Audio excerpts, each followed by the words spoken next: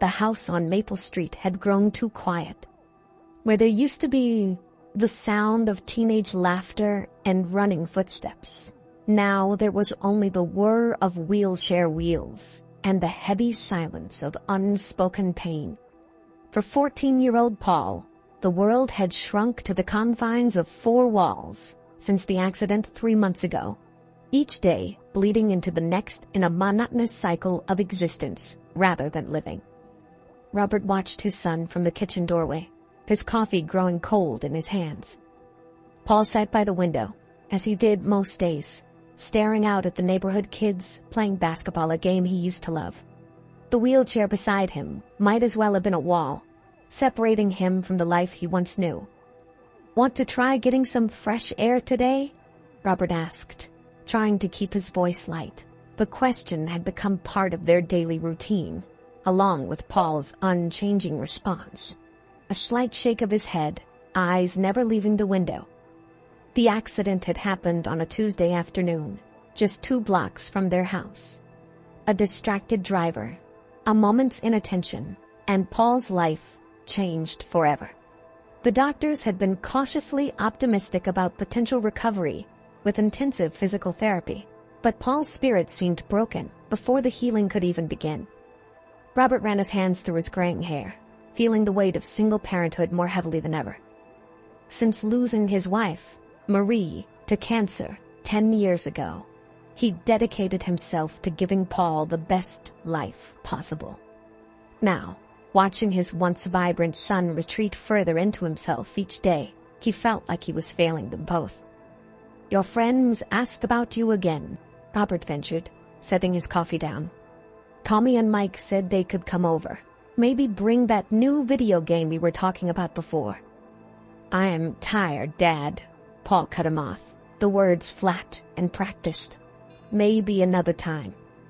The physical therapist, Dr. Santos, had warned about this. The psychological barriers can be harder to overcome than the physical ones, she'd explained during their last session. He needs to find something to fight for, something to make him want to put in the hard work of recovery.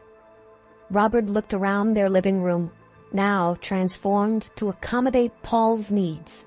The furniture had been rearranged to create wide paths for the wheelchair.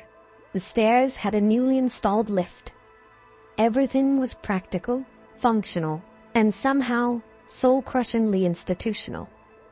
Memories of a different Paul haunted every corner of the house. Basketball trophies still lined the shelves, along with photos of a grinning boy on various teams. Just 6 months ago, Paul had been talking about trying out for the high school varsity team.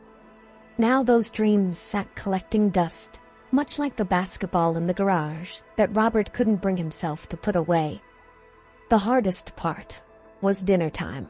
They used to share their days over Marie's old recipes, keeping her memory alive through the meals she had taught Robert to cook. Now, Paul picked at his food in silence, responding to his father's attempts at conversation with one-word answers. "Your mom would know what to do," Robert whispered to himself one evening, after another failed attempt to engage Paul in conversation. He found himself doing that more often lately, talking to Marie in quiet moments, hoping for some kind of guidance. The breaking point came during what should have been a routine physical therapy session. Paul had simply refused to participate, turning his face away from Dr. Santos's encouraging words and Robert's gentle prodding. "I can't help him if he's given up," Dr. Santos had pulled Robert aside afterward, her face etched with concern. "He needs to find his motivation again, his reason to push through this. The potential for recovery is there, but..." That night, Robert sat in the kitchen long after Paul had gone to bed, surrounded by pamphlets on depression in trauma patients and teen counseling services. The sound of Paul's wheelchair moving in the room above another sleepless night made his heart ache. Paul's school had been understanding, arranging for home tutoring and remote learning options, but even that was a struggle. The teachers reported that Paul, once an engaged and enthusiastic student, now barely participated. His grades were slipping, not from lack of ability, but from a profound disengagement with life itself. The few times Paul's friends had visited, the interactions had been awkward and strained. They tried their best, these good-hearted teenagers, but Paul's withdrawal was like a physical force pushing them away. Eventually, the visits became less frequent, though they still texted and called messages that largely went unanswered. Robert found himself studying his son when Paul wasn't looking, trying to reconcile the quiet, withdrawn boy with the energetic teenager from just months ago. The changes weren't just emotional. Paul had lost weight, his natural athletic build giving way to something more fragile. A spark in his eyes, so like his mother's, had dimmed to a flat, distant gaze. Late one night, Robert found himself in the family room, looking through old photo albums. Pictures of Paul learning to walk, Marie holding his hands as he took his first stumbling steps. Photos of birthday parties, soccer games, family vacations, moments full of life and joy that now felt like scenes from another family's life. As he turned the pages, a particular photo caught his eye. A much younger Paul at a petting zoo, his face lit up with pure joy as he played with a group of puppies. Something stirred in Robert's memory, how Paul had always begged for a dog when he was younger, but between Marie's illness and everything that followed, it had never seemed like the right time. Looking at that photo, something clicked in Robert's mind.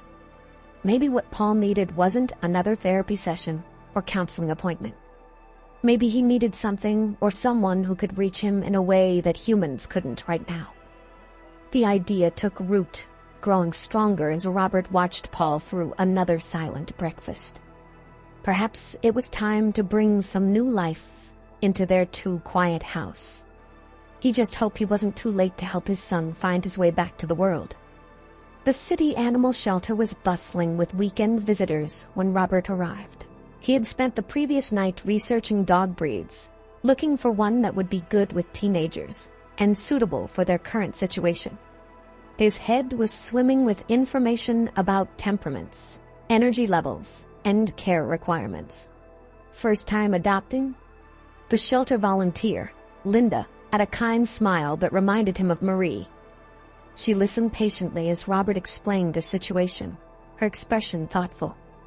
You know, sometimes the right dog finds you, rather than the other way around. As they walked through the kennels, Robert felt overwhelmed. Large dogs barked enthusiastically, small ones yipped and jumped. Each had a story posted on their cage: lost, abandoned, surrendered. The parallels to Paul's sense of loss weren't lost on him.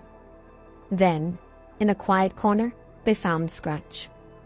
The pug sat calmly in his kennel, watching them with soulful eyes that seemed too wise for a dog.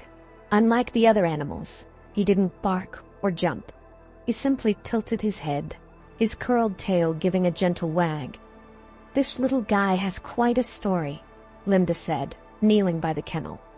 "He was found tied to our front gate 3 months ago. Despite everything he's been through, he's got the sweetest temperament. Watch this." She opened the kennel door, and Scratch immediately walked out and sat at Robert's feet, looking up expectantly. "He's smaller than what I was thinking," Robert admitted, remembering his plans for a more active companion for Paul. But there was something about the pug's gentle demeanor that gave him pause. Linda smiled. "Don't let his size fool you. Pugs can be incredibly intuitive and loving. They're also stubborn in the best way. They don't give up on people they care about." The adoption process went quickly, and by that afternoon, Robert was driving home with Scratch, secured in the passenger seat.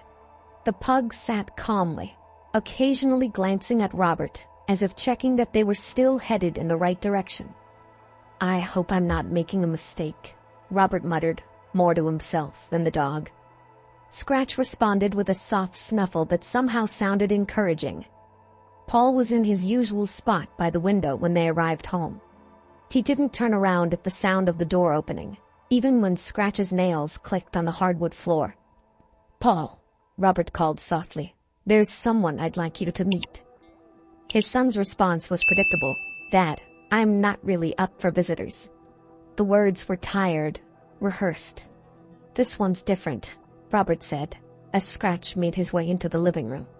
The pug stopped a few feet from Paul's wheelchair, sitting down quietly, those expressive eyes fixed on the boy.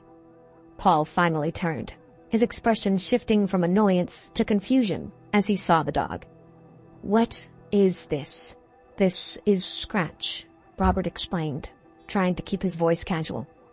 "He needed a home, and I thought we could help each other out." The look Paul gave him was painfully familiar, the same distant, closed expression he'd worn for months. "I don't need a dog, Dad. I can barely take care of myself." Scratch, however, seemed undeterred by Paul's lack of enthusiasm. He moved closer to the wheelchair, his tail wagging gently, and settled down near Paul's feet. Not demanding attention, just being present. The rest of the day passed in a strange dance. Paul deliberately ignored the dog, while Scratch maintained a quiet, constant presence nearby. When Paul wheeled himself to the kitchen for dinner, Scratch followed at a respectful distance. When Paul returned to his room, the pug settled outside his door. "Give him time," Linda had advised when Robert called that evening, worried about Paul's reaction. "Dogs have a way of getting through to people when nothing else can." The first few days fell into a pattern. Paul remained withdrawn, speaking only when necessary. Scratch developed his own routine, always nearby, but never intrusive. He learned quickly where Paul spent most of his time and would position himself accordingly under the study desk during tutoring sessions, beside the wheelchair during physical therapy exercises that Paul barely attempted. Robert watched it all with growing anxiety. Had he made things worse? Was this adding stress to Paul's already difficult situation? But there were moments, brief, almost imperceptible, when he caught Paul watching the dog when he thought no one was looking. On the fourth night, Robert woke to unusual sounds. Following them, he found Paul in the kitchen, his wheelchair pulled up to the sink. Scratch sat beside him, and for the first time since the accident, Paul was really talking. "You're pretty stubborn, aren't you?" Paul was saying softly, reaching down to touch the pug's head for the first time. "Following me around all day, even though I've been ignoring you." Robert stayed hidden in the shadows, his heart pounding. Scratch leaned into Paul's touch, and for a moment, brief but unmistakable, Robert saw the ghost of a smile on his son's face. It wasn't much, but it was something. A crack in the wall Paul had built around himself. As Robert went back to bed, he heard Paul's quiet voice continue, sharing midnight confidences with his new friend. Maybe, just maybe, this unlikely little dog could help his son find his way back to life. Change came in small moments, like pieces of a puzzle slowly coming together. The first real breakthrough happened at breakfast, a week after Scratch's arrival. Paul, who had been eating mechanically for months, dropped a piece of toast. Before anyone could react, Scratch darted forward, snatched it midair, and made such a comical face that Paul actually laughed, a sound so unexpected that Robert nearly dropped his coffee cup. It was a small laugh, rusty from disuse, but it was real. Paul looked almost surprised at himself, as if he'd forgotten he was capable of such a sound. Scratch, encouraged by the response, placed his front paws on Paul's wheelchair, tilting his head in that peculiar way that made his wrinkled face even more expressive. "You're not supposed to beg," Paul said, but there was a warmth in his voice that had been missing for months. He glanced at his father, then back at the dog. "Can he have treats?" Robert nearly tripped over himself, getting to the cupboard where he'd stored the dog biscuits. "Just one or two," he said, trying to keep his voice steady despite the emotion threatening to overwhelm him. It was the first thing Paul had actively asked for in months. The daily routine began to shift, subtly at first. Paul started wheeling himself to the kitchen, for meals without being called, because Scratch would trot ahead of him, looking back expectantly. During his online classes, which he had been attending with minimal engagement, Paul started participating more, if only because Scratch would paw at his arm whenever his attention drifted too long. "He's like a furry alarm clock," Paul commented one afternoon, after Scratch had reminded him about his physical therapy exercises by bringing over his resistance bands. The words were accompanied by an eye roll, but there was an undercurrent of affection that made Robert's heart leap. Dr. Santos noticed the change during therapy sessions, where Paul had been resistant and silent. He now made an effort, especially when Scratch would demonstrate his own stretches, playfully copying the movements he saw Paul practicing. "Dogs are natural therapists," Dr. Santos observed, watching as Paul reached further than usual to pet Scratch during a stretching exercise. "They don't see limitations, only possibilities." The pug had an uncanny ability to know when Paul was having a bad day. On mornings when the pain was worse, or when frustration threatened to overwhelm him, Scratch would gently place his head on Paul's lap, staying there until the tension began to ease. One particularly difficult afternoon, after a challenging therapy session, Robert overheard Paul talking to Scratch in his room. "I'm scared," Paul was saying, his voice barely above a whisper. "What if I never get better? What if this is it?" Scratch's response was to climb carefully into Paul's lap, something he'd never done before, and press his warm body against Paul's chest. The boy's arms came up automatically to hold him, and for the first time since the accident, Paul allowed himself to cry, his tears disappearing into Scratch's fawn-colored fur. The changes extended beyond physical therapy. Paul started asking for his phone again, slowly reconnecting with friends through text messages. When Tommy and Mike visited, Scratch acted as a social buffer, his antics breaking through awkward moments and giving them something to laugh about together. "He's like a tiny, wrinkled cheerleader," Mike commented, watching Scratch do his happy dance when Paul successfully completed a series of arm exercises. The description made Paul smile, another small victory. Robert noticed other subtle changes. Paul started asking for specific foods again, showing interest in things beyond basic sustenance. He began paying attention to his appearance, asking for a haircut, choosing his clothes more carefully. Small steps, but significant ones. The wheelchair became less of a barrier and more of a tool. Paul learned to maneuver it with greater confidence, especially when playing with Scratch. The pug would initiate games, rolling a ball just within reach, encouraging Paul to stretch and move in ways that complemented his therapy exercises. One evening, Robert came home to find Paul in the backyard, attempting to teach Scratch tricks. The pug's enthusiastic but clumsy attempts at rollover had Paul laughing, really laughing, for the first time in months. "He's kind of terrible at tricks," Paul admitted when he noticed his father watching. "But he tries so hard." There was something in the way he said it, a recognition perhaps of his own struggles and efforts. The nights became easier too. The sleepless hours that had tormented Paul gave way to more restful sleep, with Scratch curled up beside his wheelchair. The dog's gentle snoring provided a comforting soundtrack that seemed to keep the darker thoughts at bay. During their regular check-in, Dr. Santos noted Paul's improving upper body strength. "Whatever you're doing differently, keep doing it," she encouraged. Paul glanced at Scratch, who was sprawled dramatically on the floor beside him, and nodded. "I want to try something new," Paul said after the session, surprising both his father and the therapist. I think I'm ready to work harder." Robert watched as his son wheeled himself to the therapy mat, Scratch trotting faithfully beside him.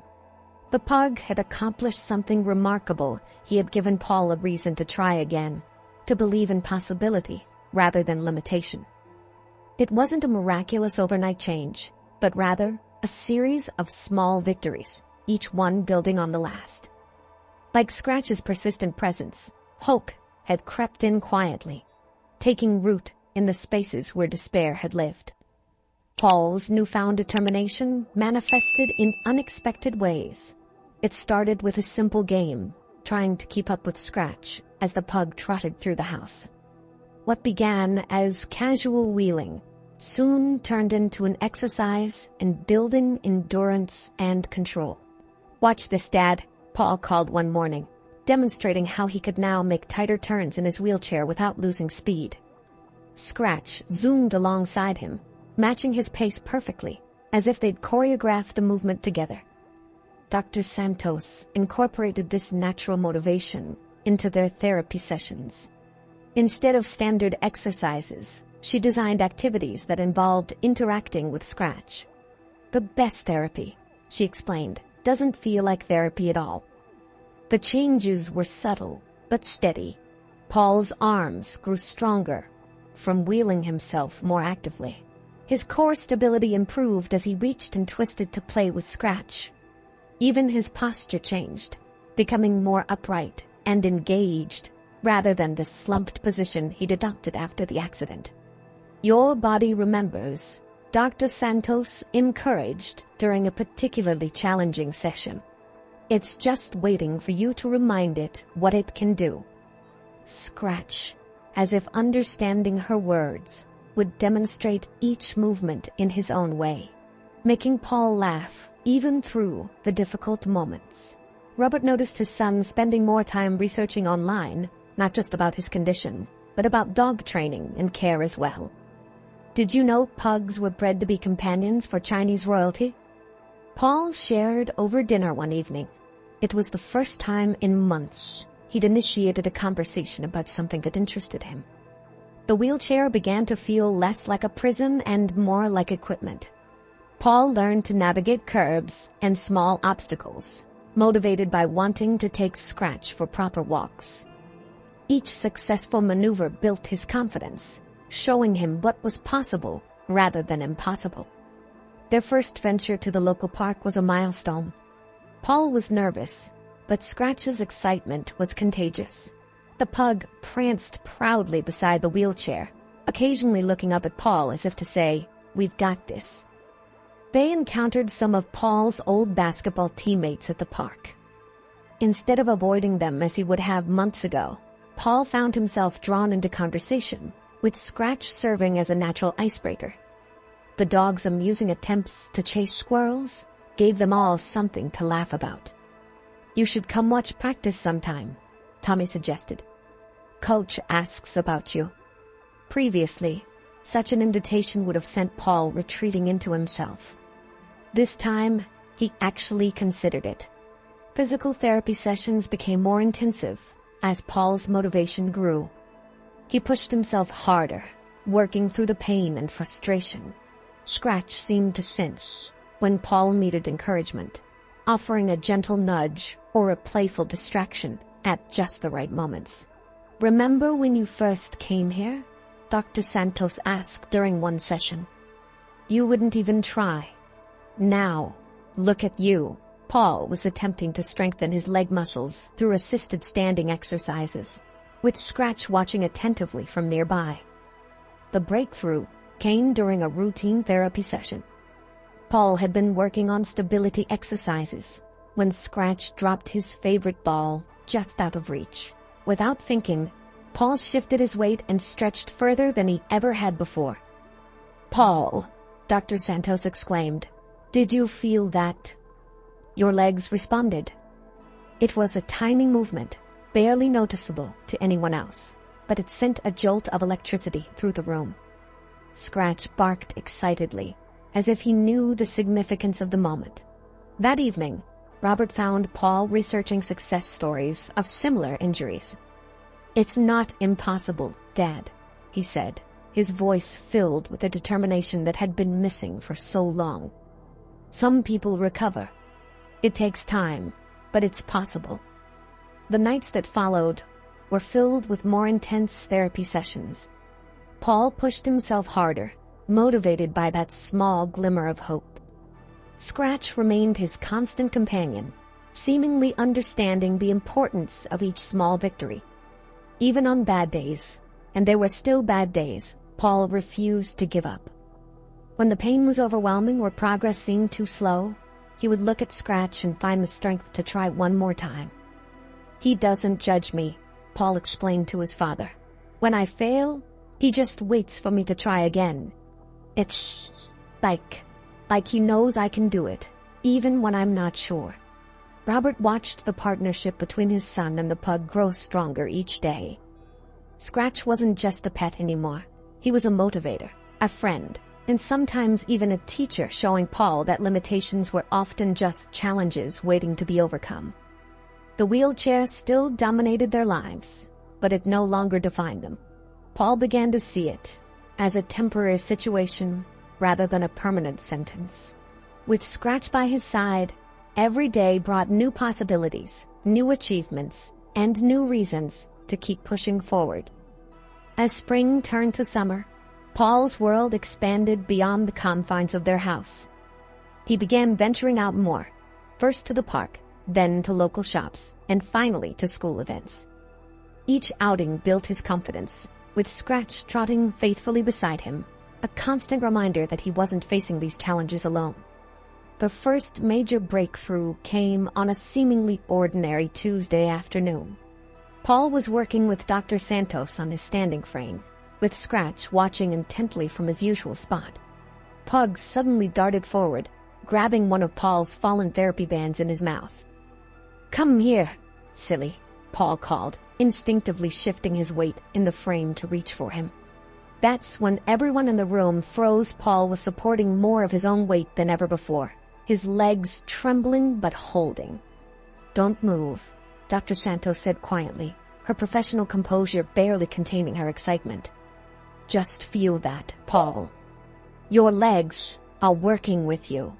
Robert, watching from the doorway, had to grip the frame to steady himself. For several seconds, Paul remained in that position, his face a mixture of concentration and disbelief. Scratch sat perfectly still, as if understanding the gravity of the moment. That session marked the beginning of more intensive therapy. Dr. Santos adjusted their goals, incorporating more weight-bearing exercises. Scratch seemed to understand his new role, positioning himself just far enough away to encourage Paul to reach, to stretch, to push himself a little further each time. "Your muscle response is improving," Dr. Santos explained during one session. "The neural pathways are reconnecting. It's slow, but it's happening." She smiled as Scratch demonstrated his own version of the exercises, earning a laugh from Paul. The work was grueling. Some days, Paul could barely tolerate 10 minutes in the standing frame. Other days, he managed longer periods, his determination fueled by Scratch's constant encouragement. The pug developed an uncanny ability to sense when Paul needed a break, providing well-timed distractions before frustration could set in. Robert started noticing small changes around the house. Paul began using furniture for support during transfers, his arms stronger now from months of wheelchair use and therapy. He worked tirelessly on his exercises, motivated by each tiny sign of progress. "Watch this, Dad." Each small victory was celebrated. The first time, Paul could wiggle his toes on command.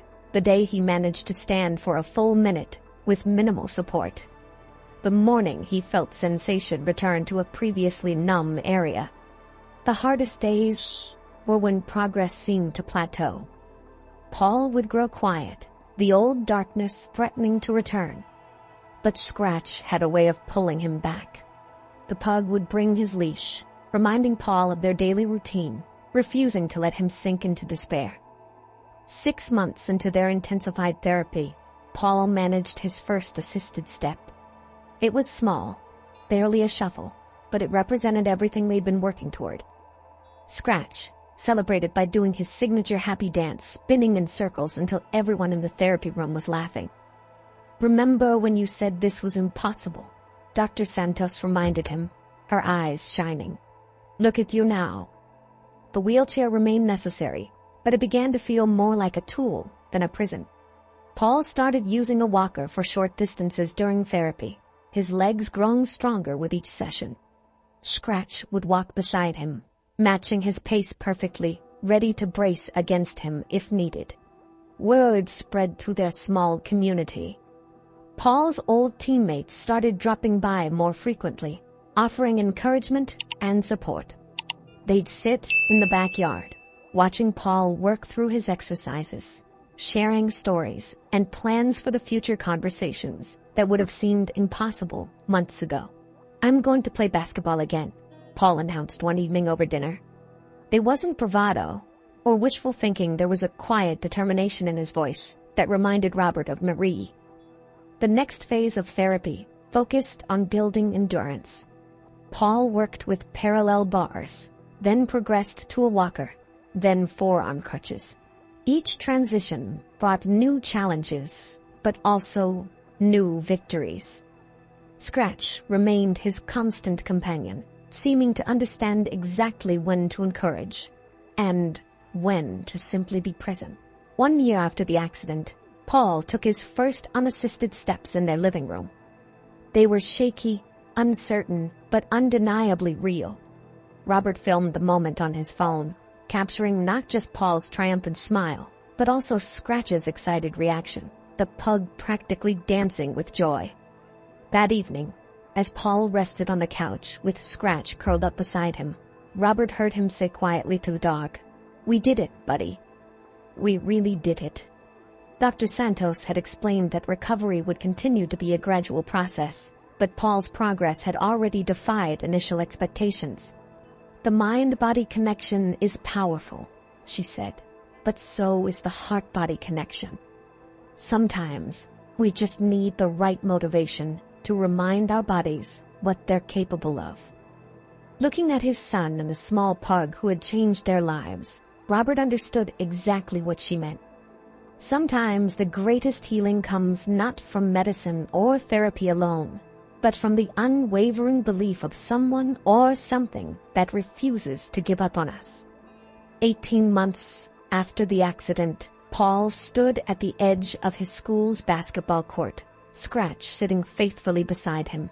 He wasn't playing varsity as he'd once dreamed, but he was about to join his first casual game since regaining his ability to walk.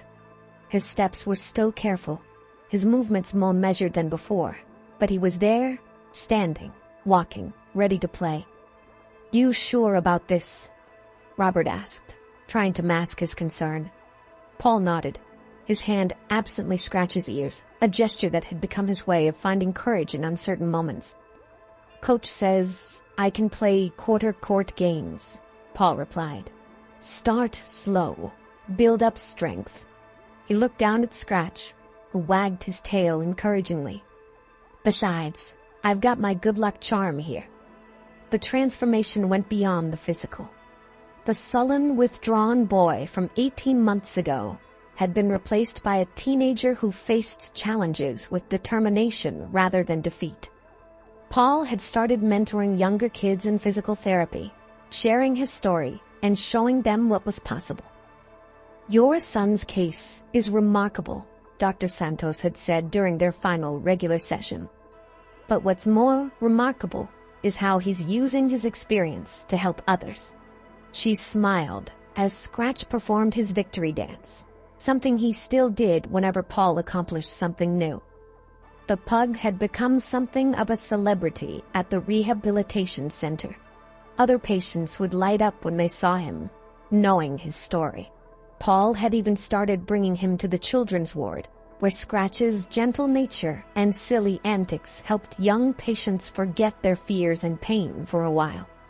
Robert watched from the bleachers as Paul took his first tentative shots on the court.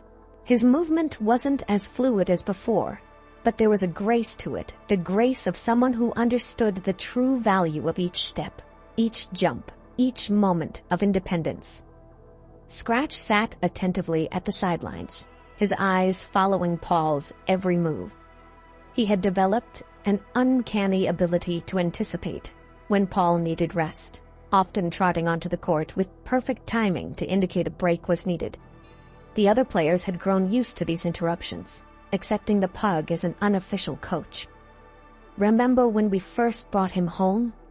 Robert asked, One evening, watching Paul and Scratch play in the backyard, when you wouldn't even look at him, Paul smiled, remembering those dark days.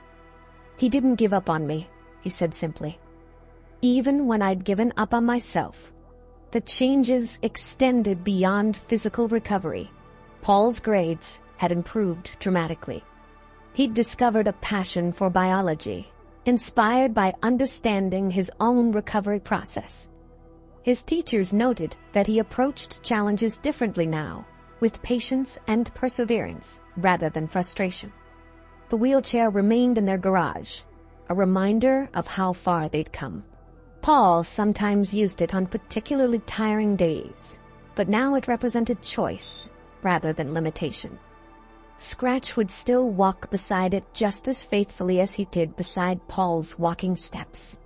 One afternoon, they visited the shelter where they'd found Scratch. Linda was still there, and her eyes welled up, seeing Paul walk through the door. Pug pranced proudly beside him, as if showing off his greatest achievement. "Want to help walk some dogs?" Linda asked, knowing Paul's story. Now, he volunteered regularly, working with other potential therapy dogs, understanding better than most the healing power of the human-animal bond.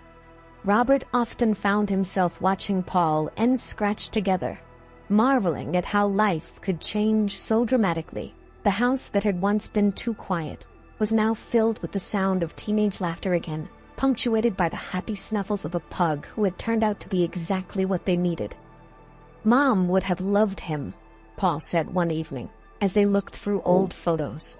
Scratch was curled up in his lap, snoring softly. "She always said everything happens for a reason." The statement hung in the air, heavy with meaning. The accident had nearly broken them, but through it, they had found a different kind of healing. A small, wrinkled dog had shown them that sometimes the worst moments in life can lead to unexpected blessings. As Paul continued his recovery, growing stronger each day, Scratch remained his constant companion. The pug who'd been abandoned at a shelter had found his purpose not just as a pet, but as a healer, a friend, and a reminder that love, in any form, has the power to transform lives. "You know what, Dad?" Paul said, standing in the backyard after a successful basketball practice. "I think Scratch needed us as much as we needed him." Robert watched as his son threw the ball again, his movements strong and sure, while their unlikely hero danced around his feet. Sometimes, he realized, the greatest miracles come in the smallest packages. This remarkable journey reminds us that healing comes in many forms, and sometimes our greatest supporters arrive in unexpected packages. Paul and Scratch's story isn't just about physical recovery. It's about the extraordinary power of friendship, determination, and the unspoken bond between humans and animals. What would you do if faced with seemingly insurmountable obstacles? Would you recognize hope if it came with 4 paws and a wrinkled face? Perhaps there are Scratches all around us, waiting to help heal someone who has lost their way. If this touching story moved you, don't forget to like and subscribe for more extraordinary tales of healing and hope. Enable notifications to stay updated on more incredible stories that remind us of the healing power of animal companionship. Share your own stories of animal healing in the comments below. Has a pet ever helped you through a difficult time? How did they show you the way forward when you couldn't see it yourself? Stay tuned for more amazing stories of courage, recovery, and the incredible bond between humans and their animal companions. Every rescue has the potential to become a rescuer, and every ending can become a new beginning. Remember, sometimes the smallest helpers make the biggest difference. And somewhere out there, another Scratch is waiting to change someone's life. Will you be the one to help them find each other?